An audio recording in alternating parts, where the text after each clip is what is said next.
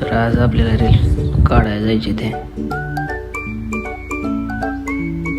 मला धावतो मारे कुठं बसलाय, वाट्यावर बसलाय. जवळ जाऊतो तेवढ्यात म्हणला रील शूट करायची. मला म्हणला रील शूट करत करत त्याचा डायलॉग चुकते बघा. एवढंच पाहिजे आपल्याला. मला म्हणला रील काढली आता तुला एडिट करून दाखवतो. तर कसं करते बघा. तेवढ्या साक्षी आणि ऋतुजी आली ती. तर आम्हाला रील काढायची. आता जातो आम्ही, तुम्हाला लोकेशन दाखवतो. आता आम्ही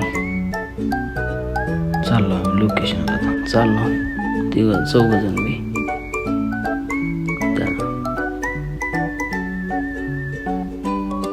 तर ऋतुजी म्हणली मला आंबा खायचा आहे. तर तिला आंब्याच्या झाडाकडे घेऊन जातो. आंबा तर बघा कशी तोडते तिनं. एक नाही तर 3 आंबा तोडते.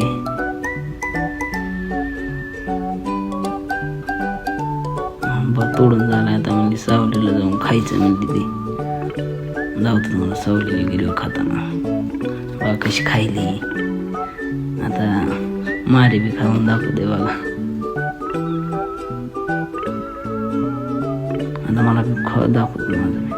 मग त्यावेळेस रील तर आम्हाला रील काढायची होती. तर साक्षी बघा बहिणीला कशी मेकअप करते बघा तुम्ही. रील काढायला होता आम्ही बघा. मारी सांगते डायलॉग एक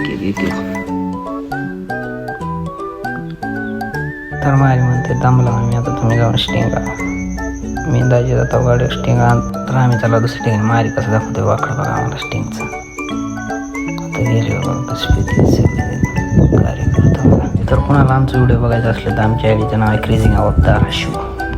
तर आम्ही निघालो आता दुसरीकडे व्हिडिओ काढायला.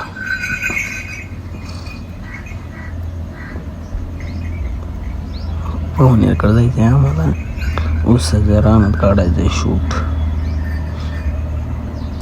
बघा तुम्हाला धावतो गेल्यानंतर. आला थोडं जवळच राहिले.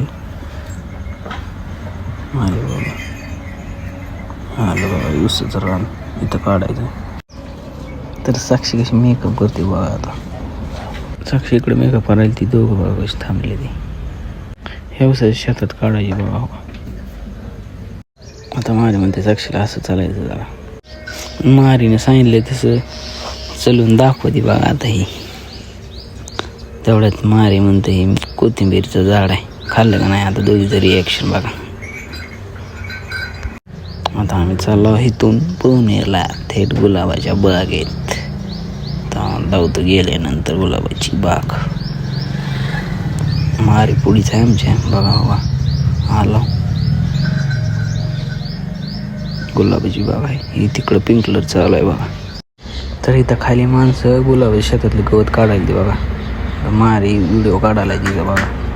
तर ती दोघं तिकडे थांबली ती. आता मारीचा फोटो काढायचा आहे. तर झाले आता आम्ही चाललो.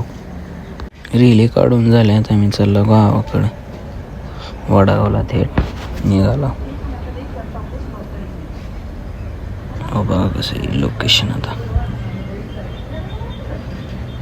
इकडचं बघा. आता थोडं इथून आला आता आम्ही आमच्या गावापाशी जवळ. हे आमच्या गावातला झेंडा.